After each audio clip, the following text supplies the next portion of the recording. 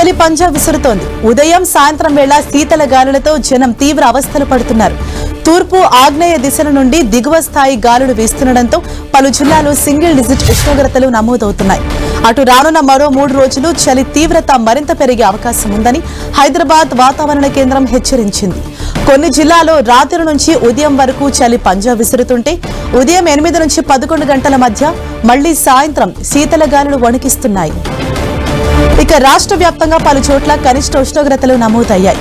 సంగారెడ్డి జిల్లా కోహీర్లో 7.9 డిగ్రీల సెల్సియస్, ఆదిలాబాద్ జిల్లా భీంపూర్లో 7 డిగ్రీల సెల్సియస్ ఉండగా 12 జిల్లాలో 10 డిగ్రీల లోపు, 8 జిల్లాలో 10.1 నుంచి 11 మధ్య, మిగిలిన జిల్లాలో 11.1 నుంచి 14 డిగ్రీల మధ్య సెల్సియస్ నమోదయ్యాయి.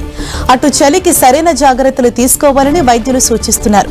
బయటకు వెళ్లేటప్పుడు తప్పనిసరిగా తల, చెవులు కప్పేలా మఫ్లర్లు లేదా టోపీలు ధరించాలని, ముఖ్యంగా వృద్ధులు, చిన్నపిల్లల విషయంలో గాలి చొరబడకుండా జాగ్రత్తలు పడాలని సూచిస్తున్నారు.